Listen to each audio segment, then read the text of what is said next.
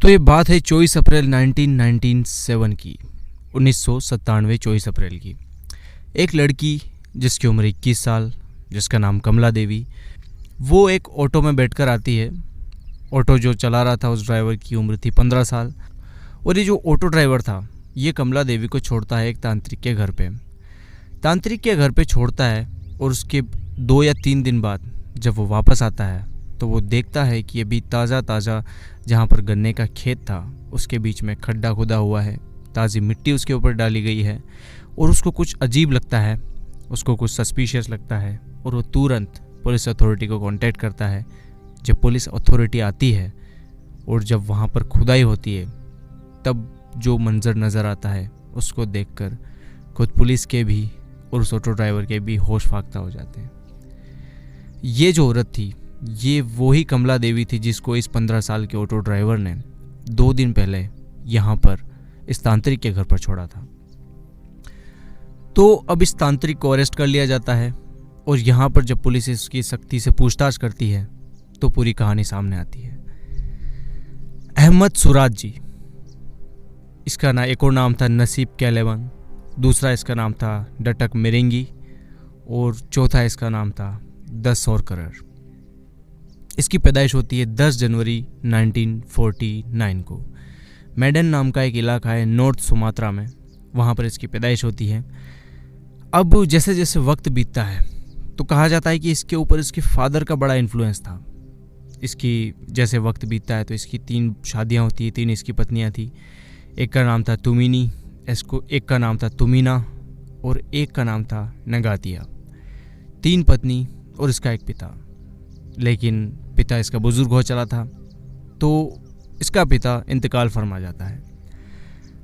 अब यहाँ पर जो ये अहमद सुराज जी था ये कैटल ब्रीडर का काम करता था, जानवरों को बड़ा करता, उनको बेचता, फिर वापस से नई ब्रीड आती, उनको बड़ा करता, उनको बेचता एज ए डेयरी फार्म। और कुल मिलाकर ये एक कैटल फार्म का मालिक था, अपनी कैटल्स रखता, उनको चराता और सब ठीक ठाक चल रहा था।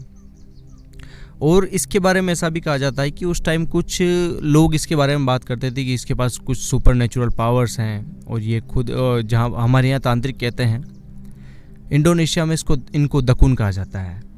तो ये जब सुपर नेचुरल पावर इसके बारे में लोग कहते थे कि ये पजेस करता है तो कई लोग इसके पास आते थे अपनी समस्याएं लेकर।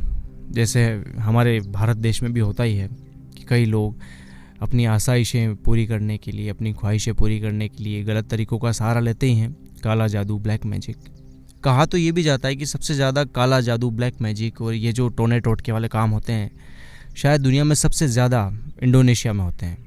तो एक दिन क्या होता है कि अहमद सुराज जी, इसके पिता जब इंतकाल फरमा गए तो 1986 में, 1986 में अहमद सुराज जी के सपने में इसके पिताजी आते हैं और इसके पिताजी अहमद को कहते हैं कि ऐसा है कि अगर ये अहमद सुराज 70 लड़कियों को जिनकी उम्र 11 से 30 साल के बीच हो, उनका मरी हुई लड़कियों का अगर थूक पी सकता है, उनका थूक पिएगा तो इसकी सुपर नेचुरल पावर जो है वो ड्रास्टिकली इम्प्रूव हो जाएगी, बहुत हद तक बढ़ जाएगी।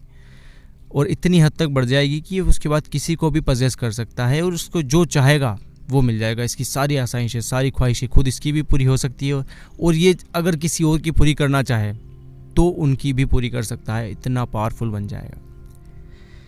तो अब अगले दिन सुबह उठकर अहमद ये जो सपना आया था अपनी तीनों पत्नियों को बताता है, तुमिनी, तुमिना और नगातिया, तीनों को बताता है और तीनों को समहाउ ये कन्विंस कर लेता है कि हमको ऐसा करना होगा। लेकिन मरी हुई लड़कियों का समझ में आता है, लेकिन उनका थूक कैसे पिया जाए, क्योंकि मरी हुई लड़कियों के तो कोई थूक होता नहीं है। अब जो मर चुकी है, अगर उसको समय हो चुका है, समय बीत चुका है तो जाहिर सी बात है उसका थूक भी सूख चुका होगा। तो अब वो यहाँ पर एक नई तरकीब लगाता है कि लोग उसको एज ए तांत्रिक तो समझते ही थे, लोगों को लगता भी था कि उसके पास कुछ सुपर नेचुरल पावर्स हैं। तो वो अपनी पत्नियों को कहता है कि वो कुछ ऐसी लड़कियां लाए जो कि चाहती है कि उनको फॉर्चून मिले, पैसा, धन दौलत मिले और जो हमेशा जवान और खूबसूरत बने रहना चाहती है। तो अब इसकी जो तीनों पत्नियां लग जाती है अपने काम पे और तीनों पत्नियां उनकी जो भी मिलने वाली लड़कियां होती, प्रोस्टिट्यूट्स जो थी, कुछ प्रोस्टिट्यूट्स थी जो ये जो तांत्रिक था अहमद, इसके भी टच में थी। अब चूँकि प्रोस्टिट्यूट थी, उनकी फैमिली वगैरह कुछ थी नहीं, तो प्रोस्टिट्यूट आसानी से इसके झांसे में आ जाती है, क्योंकि धन दौलत की, खूबसूरती की, जवानी की उनको सबसे ज़्यादा दरकार होती है अपनी ज़िंदगी को चलाने के लिए। तो कई तरह की प्रोस्टिट्यूट आती जो 11 से 30 साल के बीच की थी। अब अहमद जो था वो प्रोस्टिट्यूट के साथ कुछ रिचुअल्स करता और फिर उनको ले जाता गन्ने के खेत में। वहाँ पर एक गड्ढा होता जिसमें लगभग कोई लड़की कमर तक आ सके, उतना बड़ा गड्ढा खोदा जाता। अब उस लड़की को उस गड्ढे में खड़ा कर दिया जाता है, कमर तक मिट्टी डाली जाती है। लड़की आखिरी समय तक यही सोचती रहती है कि उसको निकाला जाएगा। ये सिर्फ एक रिचुअल का पार्ट है, एक रस्म का हिस्सा है। लेकिन उन लड़कियों को क्या पता कि ये कोई रस्म का पार्ट नहीं है, ये उस रस्म का पार्ट है जो अहमद के लिए बनी है। और फिर अहमद एक केबल लाता है और इन लड़कियों का गला घोंटता है, और गला घोंट के जब उनकी जान निकलने वाली होती है तब उनके मुंह से थूक निकलता है। और जब इन लड़कियों का गला घोंटा जाता और उनके मुंह से थूक निकलता, जब उनकी मौत नज़दीक होती, तब वो थूक ये जो अहमद सुराज जी हैं ये पी लेता। और इस तरह से इसने एक एक करके 1986 से लेकर 1997, जब तक कि कमला देवी इसकी लास्ट विक्टिम नहीं आई, तब तक उसने ऐसा सिलसिला जारी रखा। इसका टारगेट था 70।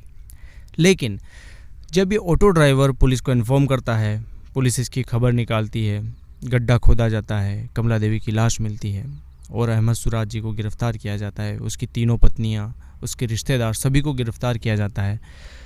तब इसकी पोल खुलती है और तब अहमद सुराज जी जो था वो बिल्कुल भी इस चीज़ को एक्सेप्ट नहीं करता है कि उसने किसी का कत्ल किया है, किसी का मर्डर किया है। लेकिन जब पुलिस सख्ती से पूछताछ करती है और जब पूरे फार्म की खुदाई होती है, अलग अलग जगह से कई लाशों के कंकाल मिलते हैं, कई हड्डियों के ढेर मिलते हैं, औरतों के दांत मिलते हैं, तब अहमद सुराज जी जो थे उसका टूटना लगभग तय था। और इस बीच में इसकी जो तीनों पत्नियां थी वो भी टूट जाती है। और अहमद जो है वो पुलिस को गिनती के कत्ल किए हुए बताता है कि उसने फिक्स 42 लड़कियों का कत्ल किया है, 42। और अगर 11 साल के अलावा उसको 4 या 5 साल का समय और दिया जाता तो वो अपने टारगेट को 70 गर्ल्स के टारगेट को मीट कर जाता। लेकिन उसके बीच में ये कमला देवी वाला इंसिडेंट होता है और अहमद का ये सपना ही रह जाता है।